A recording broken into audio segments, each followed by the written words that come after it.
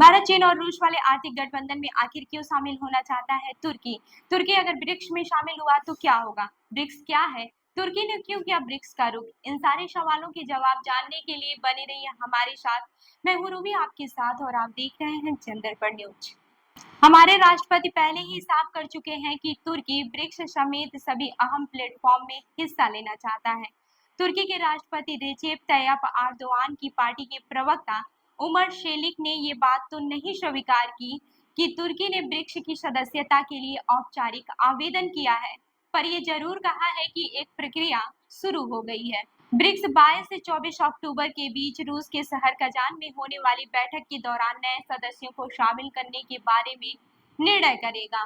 अब बात करते हैं कि अगर तुर्की ब्रिक्स में शामिल हुआ तो क्या होगा। अगर तुर्की को वाकई ब्रिक्स की ओर से सदस्यता लेने का न्योता मिलता है तो वो ऐसा पहला नेटो देश बन जाएगा जो रूस और चीन वाले किसी भी गैर पश्चिमी आर्थिक अलायंस में शामिल हुआ हो। वहीं तुर्की रूस रिश्तों के एक्सपर्ट करीम हास कहते हैं, मेरे ख्याल से ये सिर्फ तुर्की के लिए नहीं बल्कि ब्रिक्स के लिए भी बहुत अहम होगा। तुर्की को विदेशी निवेश की जरूरत है क्योंकि देश एक गंभीर आर्थिक संकट से गुजर रहा है। वह कहते हैं कि अगर तुर्की की अर्थव्यवस्था धाराशाही होती है तो ये यूरोपीय बैंकों के लिए भी खतरनाक होगा क्योंकि तुर्की की अर्थव्यवस्था उन्हीं पर निर्भर है। तुर्की का आधा कारोबार यूरोप संघ के देशों के साथ है। काउंसिल ऑफ यूरोपियन यूनियन के मुताबिक तुर्की 31.8% हिस्से के साथ यूरोपीय संघ का सबसे बड़ा ट्रेडिंग पार्टनर है।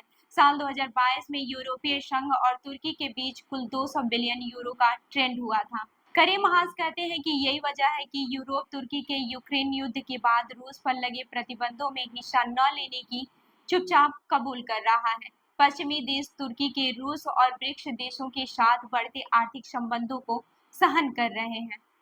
साथ ही अगर नेटो सहयोगी तुर्की अगर ब्रिक्स का सदस्य बना तो उसे ब्रिक्स के भीतर पश्चिमी विरोधी स्वरों को कम करने की भूमिका भी निभानी होगी। अगर अमेरिका और ब्रिटेन के नजरिए से देखें तो ब्रिक्स के भीतर तुर्की का अघोषित रोल उसे पश्चिमी देशों का विरोध संगठन बनाने से रोकना होगा।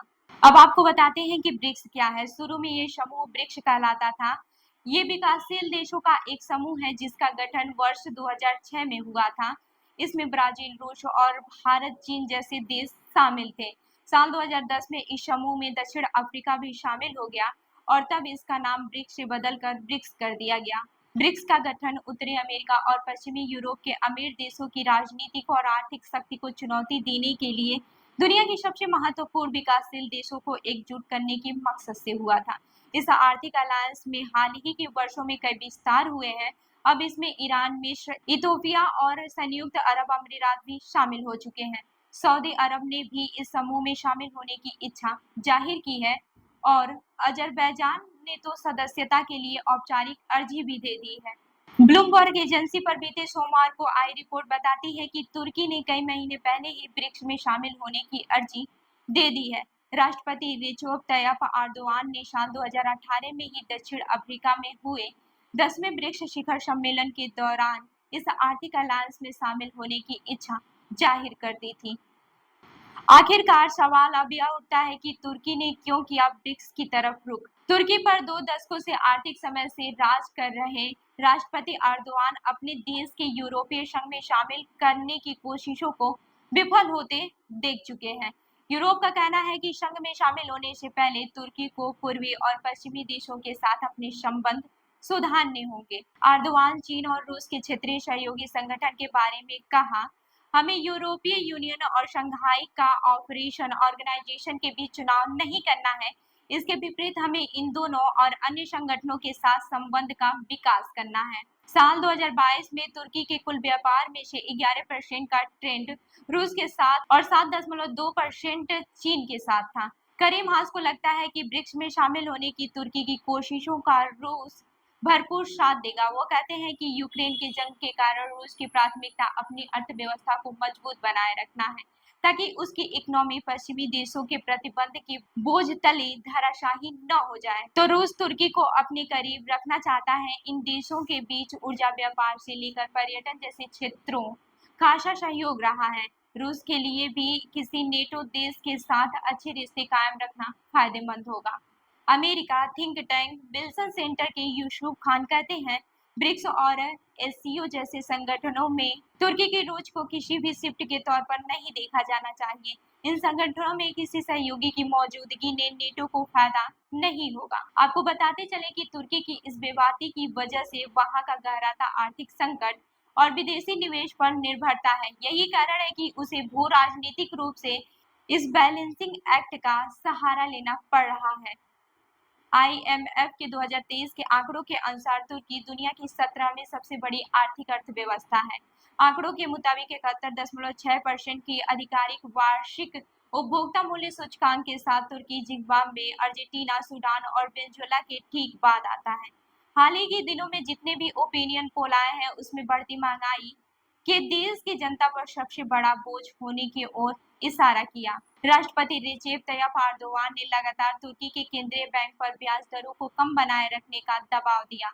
उनका जोर विकास पर रहा। उनका मानना है कि महंगाई ब्याज दर बढ़ाने का ही नतीजा है। लेकिन पिछले एक साल में उन्होंने आर्थिक नीति में बदलाव किया है और नया प्रशासन रूढ़िवादी ढर्रे को अपना रहा है। मसलन तुर्की के सेंट्रल बैंक के नए बोर्ड ने केवल 9 महीनों के बीच ब्याज दर को 8.5% से बढ़ाकर 50% कर दिया है। भले ही तुर्की के मौजूदा वित्त मंत्री मेहमेत सिमसेक दावा करते हैं कि नई नीति अच्छा काम कर रही है और जहां तक महंगाई की बात है तो बुरा दौर बीत चुका है, लेकिन बहुत से लोगों के मन में भविष्य के लिए अभी भी कई संदेह हैं। Berlin school of economics and law के डॉक्टर उमित अकी कहते हैं, जब से सिमसेक को नियुक्त किया गया है, महंगाई दोगुनी हो चुकी है और तुर्की की मुद्रा यानी कि लीरा भी बहुत गिर गई है। वो भी तब जब व्यापार दरें 8% से बढ़कर 50% पर आ गई हैं। ये सिमसेक की उस रूढ़िवादी नीति की ओर इशारा करता है जिसके तहत घरेलू मांग और तनख्वाह की अत्यधिक बढ़ोतरी को ही महंगाई बढ़ने का सबसे अहम कारण माना जाता है। ये प्रभावी नहीं है। वहीं विशेषज्ञों का कहना है कि यह साफ नहीं है कि भविष्य में तुर्की की अर्थव्यवस्था का क्या होगा। अगर तुर्की इस आर्थिक गठबंधन में प्रवेश की तो कोशिश सफल होती है तो उसकी अर्थव्यवस्था को मजबूती मिलेगी, लेकिन ये संभावना है कि ब्रिक्स के साथ तुर्की के संभावित संबंधों का मुख्य मकसद आर्थिक से ज्यादा सियासी है। तो इस खबर पर क्या है आपकी राय, हमें जरूर बताइएगा। ऐसी ही खबरों के लिए जुड़े रहिए हमारे साथ, देखते रहिए जनदर्पण न्यूज। धन्यवाद।